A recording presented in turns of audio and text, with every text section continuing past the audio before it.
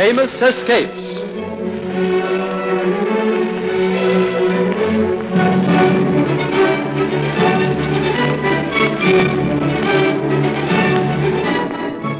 For some years, the Emperor Napoleon had held Europe under his sway.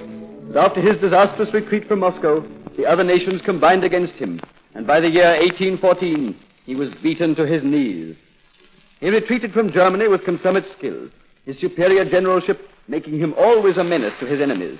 But at last he was brought to bay near Paris and forced to sue for peace. Is there no word from Bertrand Ney? Oh, Your Majesty. He is slow. It is a long ride to the headquarters of the Allies and back. There is someone galloping up now. That must be Bertrand.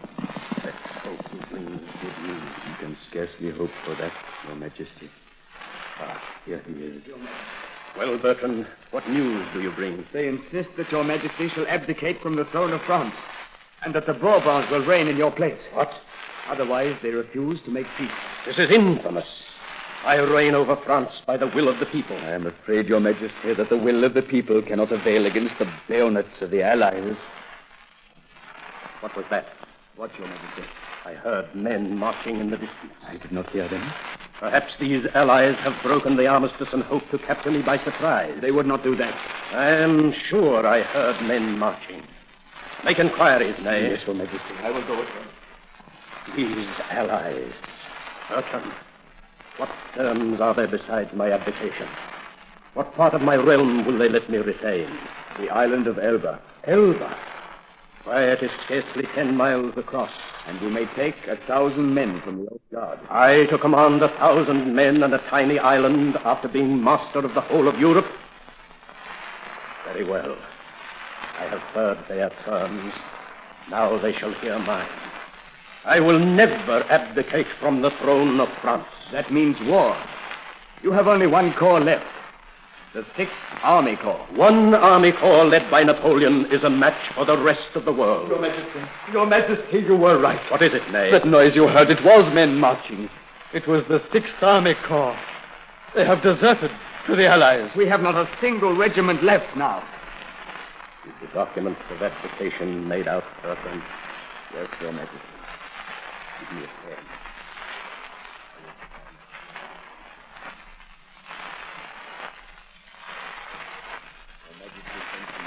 Yes, Bertrand. I wish you to do me a favor. Anything I can do. My wife, the Empress Marie-Louise, has failed to join me here in Elba. The Empress is weak, Bertrand, but I am sure she loves me.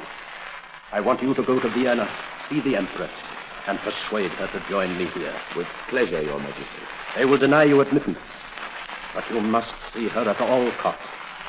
If necessary, in disguise. Your Majesty may rely on my discretion. Good. You heard about the Talleyrand plot? No, Your Majesty. The Bourbons do not feel safe while I am so near France. They wish to send me to the Azores, 1,000 miles away. But to do that would break the treaty. They would not hesitate to do that. It seems that Talleyrand is concocting some plot to kidnap me, but I shall know how to deal with that. Very well, Bertrand. Return from Vienna.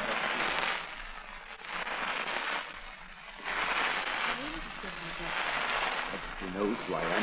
My father's spies are very good. In any case, I should have penetrated your disguise myself. I knew Your Majesty would do that as soon as I gained admittance. What I feared was You that... feared that you would not be allowed to see me. My father's advisers thought it best I should see you once and for all. His Majesty directed me to kiss your hand 1,000 times, and to ask that you and his son should join him in Elba. Join the Emperor in that miserable little island? The island is not too small for His Majesty. Quite.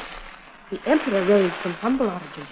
I am the daughter of him. Your Majesty forgets that you are also the wife of an emperor. You will kindly address me with courtesy, or not at all, General Bertrand.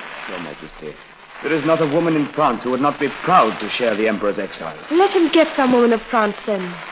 Perhaps his first wife, the ex-Empress Josephine, will oblige. The ex-Empress Josephine is dead. She died last week.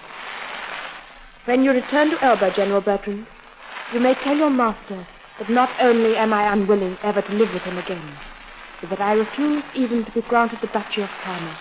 because occupation of that territory would bring you too close to Elba. Good say.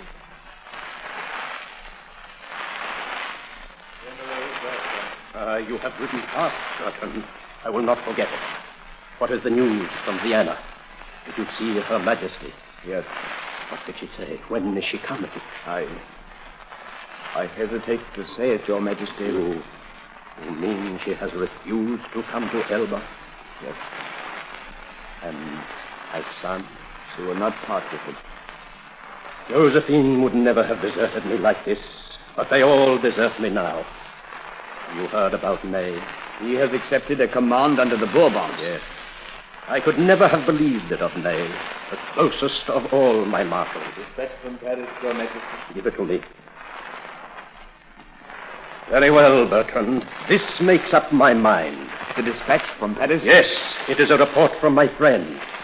In the first place, they say that the Bourbons have no intention of paying me my annuity. That means they have broken the treaty. Yes, the treaty is at an end. I can return to France. But, Your Majesty... What? You will never reach France. The English men of war. We can evade them. And even if you did reach France, you would have to face the whole might of the French army. The soldiers will come over to me. They hate the Bourbons, and they loved me. 9 months ago, they all deserted you. Yes, but now they will have had time to remember me and discover what the Bourbons are like. The Bourbons have learned nothing and forgotten nothing. They are trying to govern France with the methods that brought Louis XVI to the guillotine 20 years ago. You see this cartoon? A Russian Cossack riding over the slaughtered bodies of Frenchmen. Yes. And the fat man clinging behind him is Louis XVIII. Bourbons regained the throne against the will of France with the support of foreign troops. I will be welcomed with open arms. You are more likely to be welcomed with powder and shot. What is the worst that can fall to my lot? Defeat and death. What is the best? Europe. We embark tonight. Napoleon embarked his 1,000 soldiers on 6 small ships. Partly by good luck and partly by skillful management, he evaded the English frigates. The news of his arrival in France filled all Europe with consternation. In Paris, the Queen took counsel with Ney. Come in, General Ney. Your Majesty. You have seen the latest dispatch about Bonaparte? He has evaded our troops at Cannes and is marching... The capture of Bonaparte presents no difficulties. He has only 1,000 men. He has only 1,000 men now. But what will he have by the time he reaches Paris? He will not reach Paris unless I bring him back in an iron cage. Very picturesque. But exactly how do you propose to accomplish that feat? Bonaparte is advancing over difficult country. Most of his men are cavalrymen, but they have no horses. Every day they will become more exhausted, and therefore easier to defeat. In Grenoble, there is a strong garrison, 2 regiments of foot. I myself will lead the garrison and crush Napoleon. You are sure he will not manage to evade you? Look at the map, Your Majesty. Here is the bridge across the River Dra. He must cross it. And you will be there to meet him. I will have 1 battalion drawn up by the bridge. It will be impossible for Napoleon's men to cross in face of their fire. And while they are keeping his men in play, the 2nd battalion, which will be in ambush 2 miles up the road, will attack him from the rear. An excellent plan, my dear Ney. An excellent plan. I heartily believe. There is a cloud of dust down the road. Give me your glasses. Yes. It is the old guard right in there. Yes, I can see the bearskins. It was a clever trap, General. As soon as they attack the bridge, our other battalion will fall on them in the rear. Napoleon is far too good a commander to attempt to cross that bridge in the face of your men. He crossed as difficult a bridge at Marengo.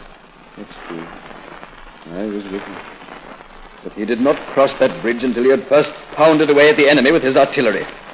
And this time, he has no guns. It's strange that the Frenchmen should fire on the Emperor. I mean, on the ex-Emperor. They will be doing their duty. Draw that platoon a little nearer the bridge. Yes, General. Platoon, attention! Left wheel! Quick march! Halt! There's someone riding forward. It is only one man. He must be a scout. That's no scout, my captain. I'd know that figure anywhere. It's the Emperor himself. But he's coming across the bridge. Now's our chance to take him prisoner. There's no use attempting to take him prisoner. Order your men to fire. He's dismounting. He's walking up to the men. Tell your men to fire. They can't miss him. Platoon, fire! Cut, you fire! Soldiers of the 5th Battalion, here I am. He is holding his cloak open. If there is a soldier among you who is willing to kill the Emperor, do it. Fire, men, fire! You hear General Ney commanding you to fire. Will you do it? No, by the sacred thunder, we won't! Long live the Emperor! You are soldiers of France. Do your duty. Fire on that man. You have a pistol in your belt, Ney. If you wish to kill your old comrade, here he is. It's my duty. Do your duty, then. Long live the Emperor Napoleon.